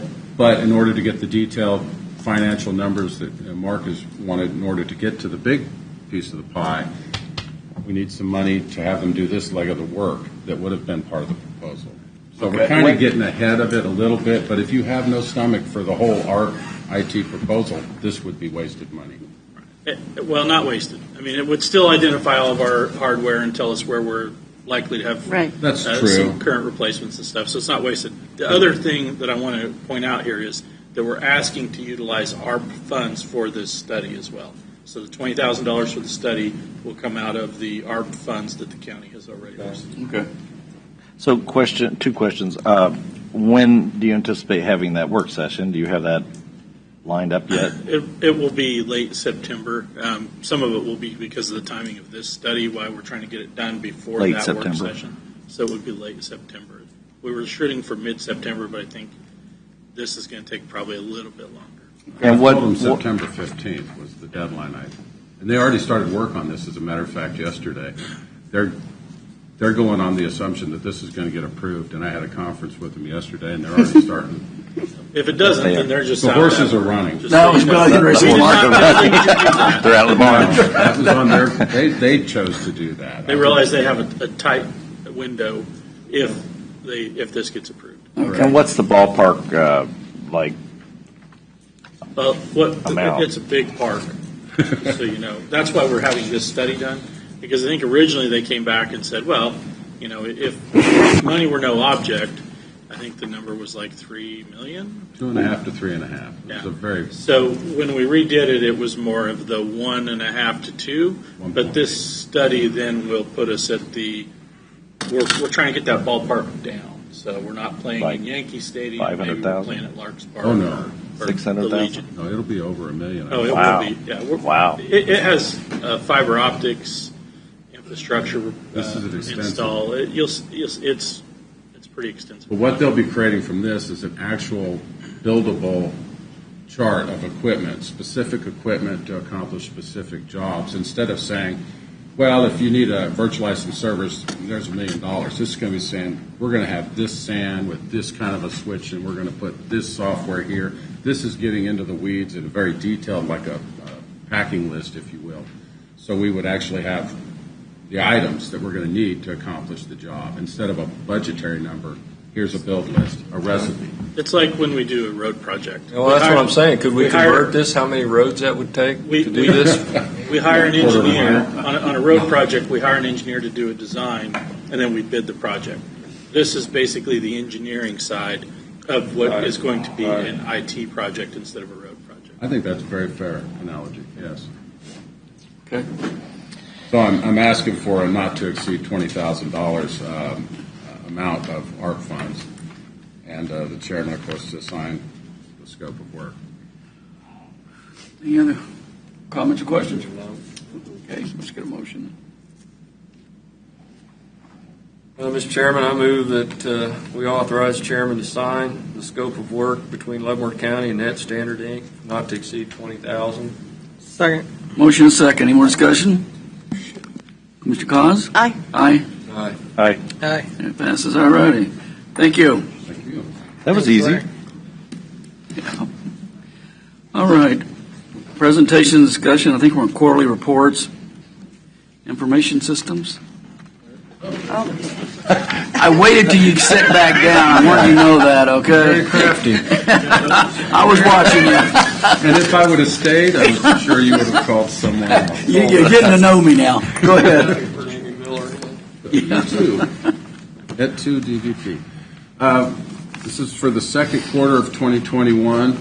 I listed a number of items that you might find of interest. I don't really feel compelled to want to read them out to you unless you would like me to. Was there any issue or on the report or otherwise that you had questions of me? I'd be happy to expand on any of these things.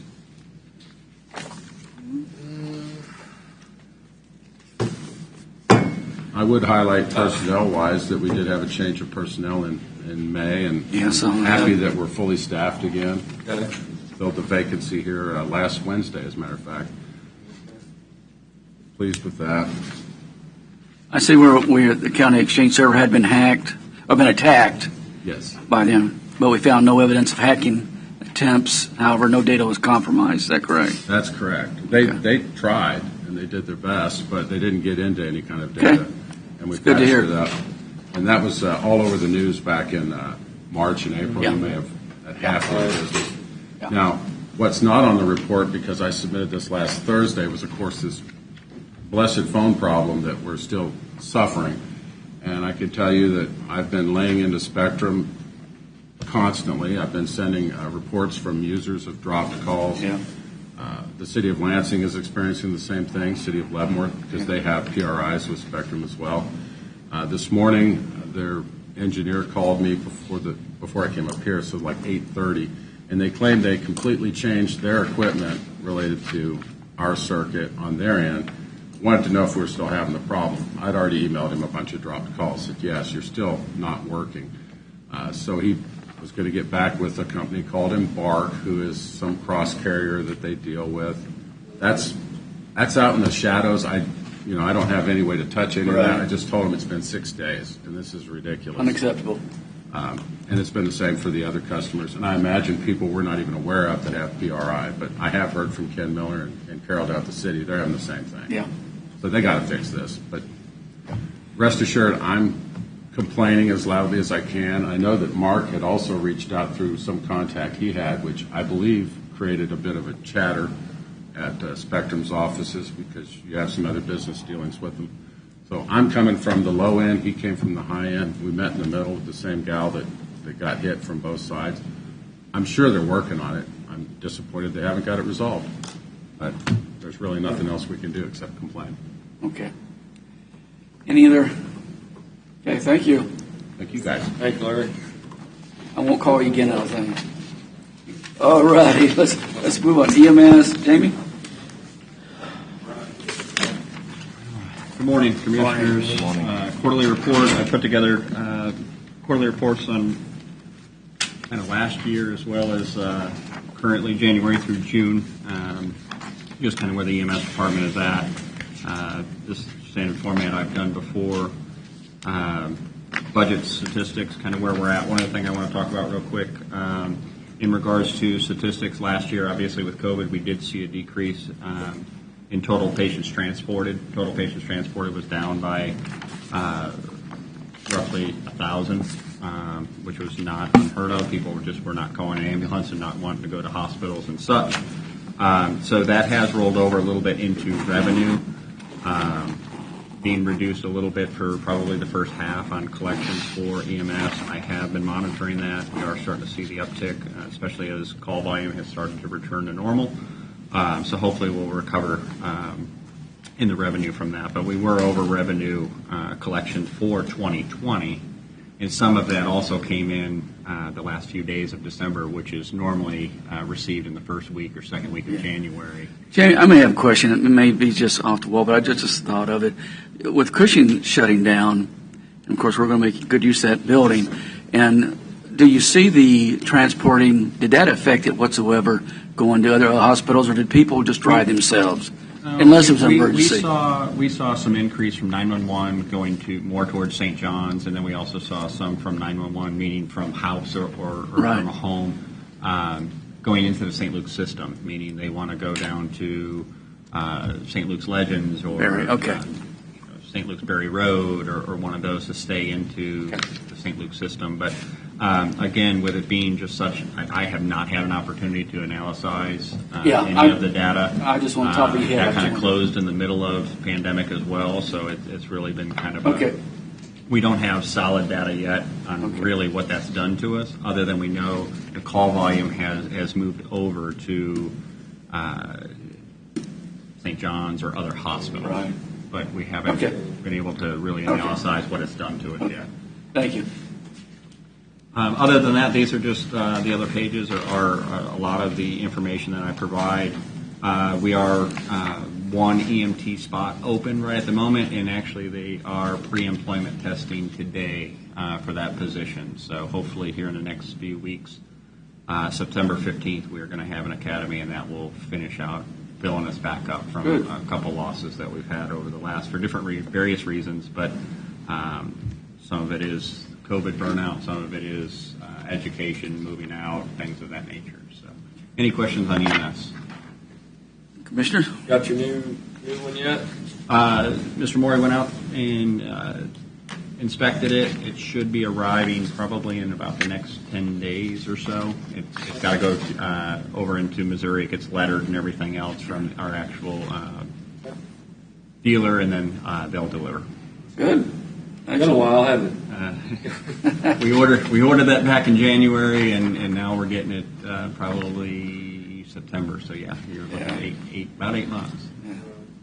I will be approaching the board, and again, now that the budget is, we do have another truck scheduled for replacement. My recommendation is trying to get that moving because, again, with chassis and build time, especially with some of the COVID stuff, if we can move that up, that will help us a little bit with maintenance costs on trucks that are going out for trade-in values. I just don't realize how the county does it. When you take one out of service, do we put it on the? Do we trade it? Okay. Yeah, we get a better value for our trade-in because, again, it goes back to the same manufacturer. A lot of times what they do is they'll buy the box back off and remount and do all sorts of things. So it's an easier process for us. And they literally come, switch the radios out of one to the other, and then they leave the one and drive the other one away. It makes sense. I always wondered. Okay, thank you. Any other questions? Nope. All right. Thank you. So you're wanting to probably order a truck in November or something? Mm-hmm. Yeah, that's probably... And that would probably move us up until June time frame of probably receiving it. And we would also, if we ordered it and actually went on to the ordering in November, we would get this year's pricing and next year's pricing. Yeah. And so there would be some savings in there. Okay. Anything else, folks? Nope. Okay, thank you. All right. Next is the health department. Health department's been busy again. Delta variant has rolled through. What I want to be proud of and kind of look again on the statistics side of things. During the months after vaccine, we really got back into doing normal vaccine and normal caseload. You can see that we have, even throughout for 2021, we're going to be back on the same clients that we were seeing almost back into 2019 by the amount of people that we're seeing out there. And the numbers in that statistic there has nothing to do with the clients that we're interacting with COVID. So these are strictly all of the different programs that are out there, whether it's maternal health or prenatal care or whatever. Immunizations are a big one. We were seeing close to 60 people a day out there for normal immunizations, trying to get kids back into school because of the missing of vaccines. So my staff has been incredibly busy out there. We're continuing, again, all of the COVID with vaccine. We're still doing vaccine delivery. We put those numbers out every Monday still on kind of what we're doing. We're averaging there for a while. It dropped down to just about 100 a week, and now we're almost close to 200 a week again, and it's going up. We do have an event coming up this Saturday. Actually, 2 events this Saturday. Some of my staff will be at University of St. Mary's giving vaccine for all those kids coming back that would like it from there, and then we'll also be up at the Bethel Church getting vaccine up there. So lots of vaccine things kind of happening. ELC grant, we're trying to, again, get all of the door systems in, all the IT things. There's some additional items that are going to be on the ELC grant after all the IT is in. That paves the way for us to be able to get a new electronic health record system into the health department. The health record system that we have electronically is pretty dated, pretty outdated. So we're going to be looking at some of the new modern technology, and it'll be, again, paid for through that ELC grant and not through us locally, which will be a good thing. I did lose some staff throughout this. I'm going to tell you, I had some burnout, and that's what a lot of my staff, social worker, basically said, I'm not going to go through another wave, and she left. And then the child care surveyor also was being brought in a lot to help with the COVID response as well. And she left and to go back into teaching.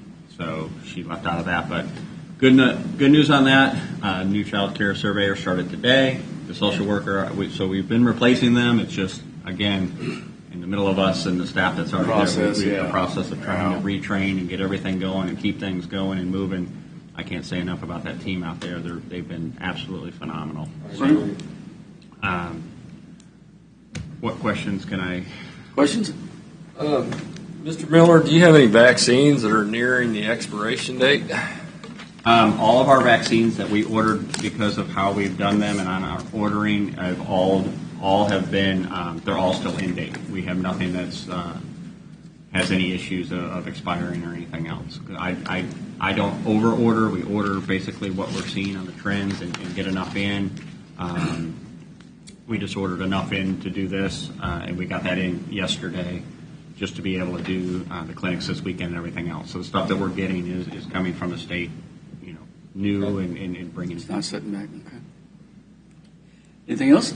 I had a question. Yeah, Mike. On your death statistics, when you get someone has passed away, do you get that typically from the state? Do they pass that down to you, or do you typically? How are those numbers come about? Deaths are confirmed through the state through vital statistics, so it has to come off the death certificate. So once that is confirmed that the death is a contributing factor or is the factor of death on the death certificate itself, then it's constituted as a death within the system. Okay, and then they forward they send you an email it links into the account, and then we get notified through the FE track system. And the tracking is restricted like age, gender. Is that the two primary? Correct. Because I know there's been some questions that people have been raising is about like on the 64 there's deaths. Obviously other statistics on those deaths, but what can be released out are what I have from the state and what they allow for that to be pushed out. Okay, so the facts about the comorbidities or those kind of things. That's not yet, because again, you're starting to link too many medical conditions. If I put out there's a 31-year-old and they had this and this and that, they died at this hospital, you can figure out who that is, and that's HIPAA-related information that can't be disseminated out. It's right from my office. That makes sense, but a lot of maybe at some point we can know how many. Just in a general, like how many, like what kind of comorbidities was it? Was it pneumonia or was it? They're studying those things. I mean, obviously they want, a lot of the statistics and things that they're gathering from deaths and whatnot. They're putting things together of what puts a person more at risk and what puts a person not at risk. They're looking at that. However, all the deaths that are being put out are still. It's being linked through the pathology of it. COVID contributed to this death and or was a contributing factor to the death that we were putting out. Okay. What is the testing situation in the public schools? Do they have state, I don't know if you're working with them or are they? It's state and federal. States working with them. They have regional individuals that have been put into every school district and region, if you will. So there's a regional oversight for if a school district wants to go to that testing, they have that individual to work with to get the testing equipment, to get all the supplies and things that are needed within that school if that school district wants to go that route. Okay, and that's through the state, but not necessarily through the county health department? Correct. I'm not providing any of those supplies or any of the funding for that or any personnel. We're not doing the testing. That would be done locally at that school district. So, and the situation for the school districts is they're making the determination on their own what the response the school would be. district wants to take on what's called basically stay and test, stay and learn, that testing model. They have to work with the state to get all of that funding and all of that, and that was in the document that we provided as recommendation to.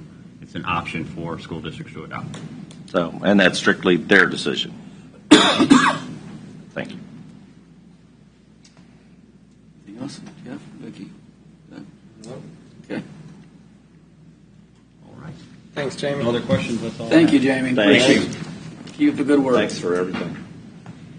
All righty. Adult and Juvenile Community Corrections. There she is. There. How we doing? Well, now I'm back from blind. the fair. We are. Good morning. Good morning. Well, it's almost afternoon, y'all. Yeah.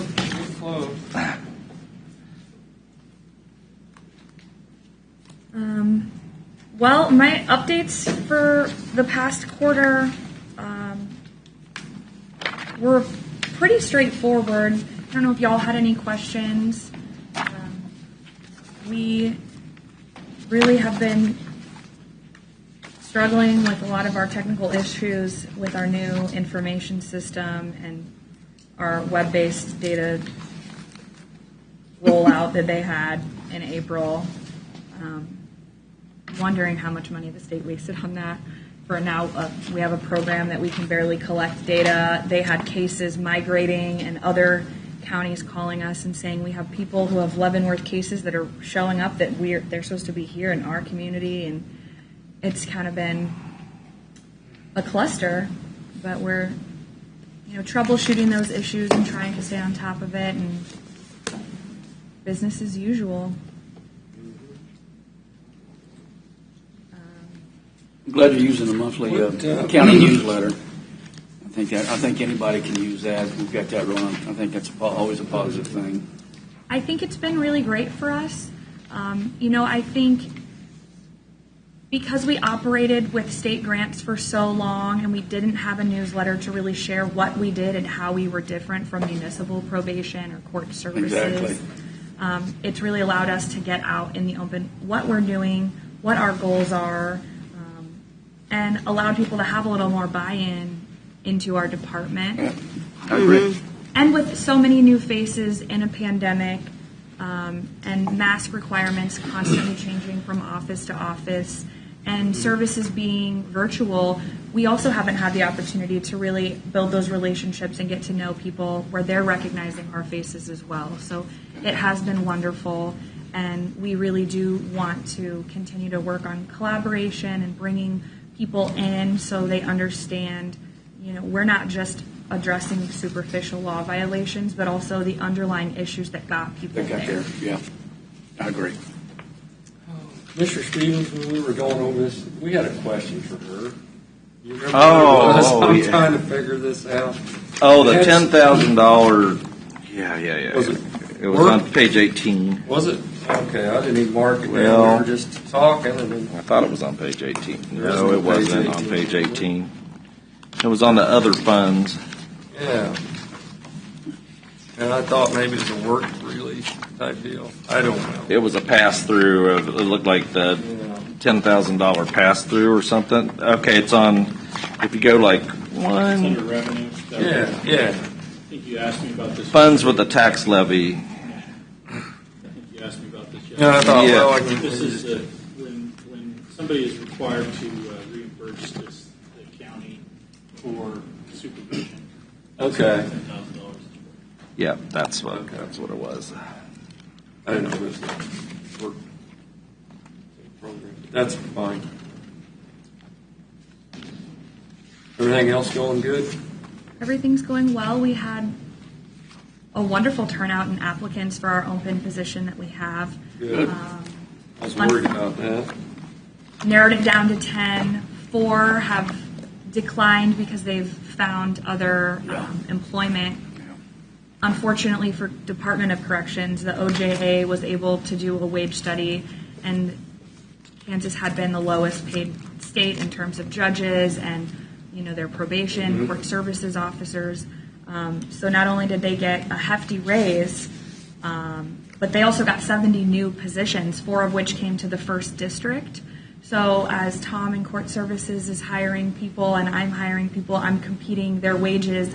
Although we were able to come up to kind of a market rate, Court Services really put us at a disadvantage, especially in terms of comparing with Johnson County and other state agencies. So right now, the Secretary of Corrections is tracking the mass exodus from parole positions and facility positions, as well as community supervision, to work in our district court and court services. So it makes sense.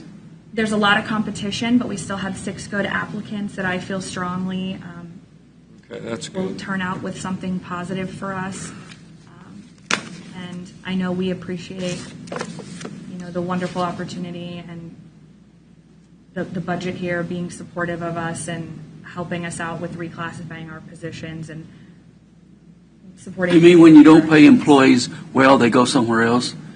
Is that what you're trying to tell me? That seems to be the case. And Okay. unfortunately, my former employer just No, sent Mike, I out- didn't direct that at you, but go ahead.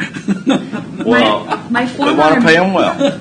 My I'm former not against that. employer, the director in Wyandotte, sent out a statewide email that says even if you have people who live in Wyandotte that came to your county to commit a crime, please don't send them back for courtesy supervision, even though it's supposed to be mandated that they Yeah. supervise their own residents. We have to keep them because they're critically understaffed and they have their residence policy that is against them. Wow. Okay. So we're competing with not ourselves necessarily because it's courts, but courts is also in your budget here. Yes. And they got a big increase for their employees and new positions, which then now we compete against them. They need to go back to the other, yeah. I got you. And we all have the same requirements. Those risk needs assessments I talked about in the first paragraph on the last page, that is the tool that the state has agreed we're all using to measure risk of offenders in our community. It also lets us know what we need to match for services for our case management to address those behaviors. And unfortunately, they come to us for training. And as soon as there's an opening in a higher paying agency where they need all of these exact same certifications, they run off. And we just hope that we're providing them a better opportunity. You offer wonderful benefits, your parental leave, the tuition assistance, the holidays, your EAP benefits. So we've been able to get the word out and pound the pavement. We've been reaching out to community colleges around the area, St. Mary's, UMKC, KU, and really collaborating because we want to be thoughtful. We are still a small agency, although we've doubled in terms of our office size, but morale is so important that we're going to be thoughtful in who we choose to come work for us and who's right fit for the community and our goals. Yeah, makes sense. Okay. I've heard all good reports. Yeah, you're doing well. Any other questions? Or want to thank you. Thank you. Thanks, Jamie. Thanks, Jamie. Okay. Additional public comments. I just got a couple. You got Rocky. He can get one. You're the only one left. Well, he's back there taking a corner. Just a couple things. I saw the census came out the other day, and of course I represent the city of Lansing. And even though I took a look at that, and I noticed Lansing was down 30, 40 thing. One thing I want to make sure people know that the prison itself is included in the city. The prison in Lansing has 600 less inmates that we oversee. So the population would look like we're losing when we're actually grabbing about 50 a year. But I also have to say that I saw where the county and the cities, Basehor and Tonganoxie, have got really, really good growth. And I think that's really going to help us in the future. Hopefully, especially with some of the funding we're going to need because more people build, more people will spend their hard-earned dollars here. Also, we'd like to We'll need more services. just to give a shout out to Jeff Fold, who's the city of Lansing. He started in 1981, 2 years after I did. He's retiring this week. He's with. I had the privilege of making him this on the public works, the street superintendent. We always got compliments about our streets being clean and stuff like that. Jeff is responsible for it. And on another thing, his son fell in the same shoe. His son works for the Public Works Division in Livermore County. Yes, he does. So I'm just glad to say that, and I want to wish Jeff the best, because I know a lot of y'all know him. One of Mike Stevens, Commissioner Stevens' constituents. Yeah, exactly. With that, I'll entertain any more. Doug? I think we ought to recognize, the minutes we got from the Solid Waste Committee and all the good things that are going on out at the transfer station and all the good, KDHE reports and everything like that. So everything's going good at the transfer station. It's good. Getting better. And that scale, I think, is really going to help. It will. That is going to help the efficiency of that operation. It should have been done in 1996, but, we'll get her done. We'll get it done. I have Basehor City Council tonight. I'm supposed to have Township tomorrow, Fairmount Township, but I won't be able to make that meeting. I have another meeting I got to go to. And then yesterday was Mid-America Regional Council and a lot of discussion on the census and other things. Redistricting, here we go. Right. So, but mainly the census and the makeup of the census. Right. Is what I gleaned from most of that meeting. So that's about all I got this week. Thank you. Mike? Well, I met one of our developers in Leavenworth County on Lexi Drive, and I could not believe the property values. They were started out around $500,000 and $600,000. Now those homes many of them are worth more than $1 million. And you think that doesn't bring tax revenue into the county? Yeah. Think again. It's a really nice development. It really is, and there's another opportunity down there where he's checking out some areas, and I think Southern Leavenworth County, you're going to see some real growth. Good. Looks like it's starting big. Okay. Anything else, Mike? That's it. Jeff? Don't have anything. Vicki? I listened in on City last night because there was a large crowd there, but the Camp Leavenworth is still scheduled to move forward, so that's something that it's just an activity for residents of Leavenworth County to enjoy in September, but Glad to see that. yeah. Anything else, Vicki? No. Mark, did you have anything? Any closing comments? Okay, if not, please somebody give me a motion to adjourn. So moved. Second. A motion, a second. Commissioner Cos? Aye. Aye. Aye. Aye. Aye. We are adjourned. Thanks, everyone.